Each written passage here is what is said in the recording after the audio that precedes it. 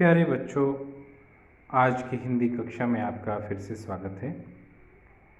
आज हम अयोध्या सिंह उपाध्याय हरिऔध की लिखी कविता एक तिनका के दूसरे भाग का अध्ययन करेंगे। पहले भाग में हमने कवि हरिऔध के व्यक्तित्व के संबंध में जाना था। कविता के संबंध में हमने ये जाना था कि किस प्रकार कवि ने ये बताने की चेष्टा की है कि व्यक्ति का अहंकार स्थायी नहीं रह सकता। व्यक्ति का अहंकार टूट ही जाता है क्योंकि जीवन में आने वाली चुनौतियाँ, जीवन में आने वाला संघर्ष, जीवन में जो भी परिवर्तन आते हैं वो व्यक्ति को कभी न कभी ये एहसास अवश्य ही करा देते हैं कि वो ऐसा नहीं है कि जो स्थायी रह सके, उसके पास कुछ ऐसा नहीं है जो स्थायी हो। अहंकार तो रावण का भी नहीं रहा, तो फिर किसी और का तो आप समझ सकते हैं कि संभव ही नहीं है। तो कवि ने अपने इन्हीं भावों का, अहंकार रहित होने की जो प्रेरणा दी है, घमंड से मुक्त रहने की जो प्रेरणा दी है, उस प्रेरणा के अंतर्गत जो कविता लिखी है उसका प्रारंभ हम करते हैं। कवि कहते हैं, मैं घमंडों में भरा ऐंठा हुआ यानी अकड़ा हुआ। हम घमंड से अकड़ जाते हैं, हमें ऐसा हमारे अंदर की विनम्रता जैसे कहीं खत्म सी हो जाती है। एक दिन जब था मुंडेरे पर खड़ा, अचानक दूर से उड़ता हुआ एक तिनका आँख में मेरी पड़ा। मैं घमंड से न जाने क्या एक अभिमान से युक्त होकर के जब एक दिन अपने मुंडेर, अपने घर की छत पर किनारे पर खड़ा था, तब न जाने कहीं से कोई तिनका आया और मेरी आँख में गिर गया।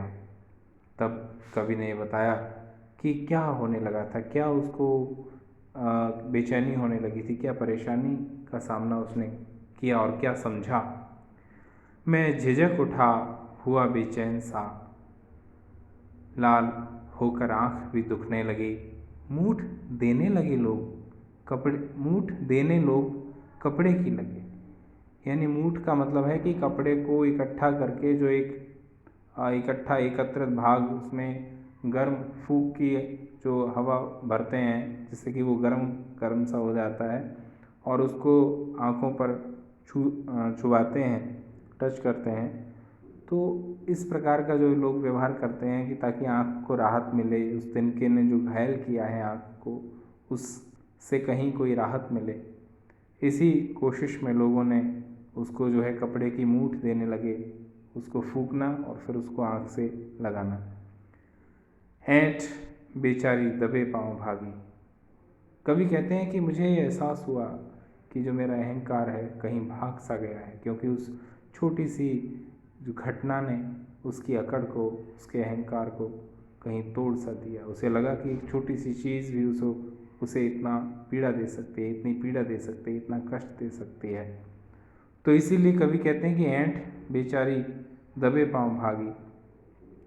जब किसी ढब से निकल तिनका गया, वो कहते हैं कि जब किसी उपाय से, ढब का अर्थ है यहाँ पर उपाय या कोई तरीका, कोई रीति नहीं थी, जब किसी तरीके से वो जैसे तैसे करके वो तिनका निकला, तब समझ ने यूँ मुझे ताने दिए, तब मेरी समझदारी ने मुझे ये ताने दिए। एक व्यंग्यात्मक अपने ही अंदाज में लेखक ने कहा है कि मेरी समझ ने ही मुझे ताने दिए। मुझे कहा कि अरे तू किस घमंड में था, एक छोटे से तिनके ने तेरा घमंड तोड़ दिया। तू कुछ है नहीं जिस पर तू घमंड कर सके, तेरे पास ऐसा कुछ है नहीं जो तू घमंड कर सके, क्योंकि सब कुछ नश्वर है, सब कुछ क्षणभंगुर है, नष्ट होने वाला है। तो अहंकार किस बात का, ये शरीर पल भर में मिट्टी में मिल जाता है, मिट्टी से ही ये बना है, तो और तो किसी की क्या। तो इसीलिए कोई अहंकार का कोई कारण नहीं है, घमंड का कोई कारण नहीं है। तो कवि कहते हैं कि तब समझ ने यूँ मुझे ताने दिए, ऐंठता तू किस लिए इतना रहा, तू किस बात पर इतना अहंकार करता रहा। छोटा सा तिनका तुझे रुला गया, छोटा सा तिनका तुझे बेचैन कर गया, तो तू किस बात पर इतना अहंकार कर रहा था। एक तिनका है बहुत तेरे लिए तो एक तिनका ही काफ़ी है जो तेरी अकड़ निकाल सके, तो फिर अहंकार किस बात का करना। तो कवि ने ये प्रेरणा आपको दी है, एक जागृति आपके अंदर आनी चाहिए, एक जो है आत्मविश्वास आपके अंदर आना चाहिए कि हाँ हम अभिमान करें, ठीक है, अभिमान इस बात का करें अपने गुणों को बढ़ाने के लिए ताकि आत्मविश्वास को बढ़ा सकें, लेकिन वो अभिमान हमारा स्वाभिमान के रूप में होना चाहिए, घमंड के रूप में नहीं होना चाहिए।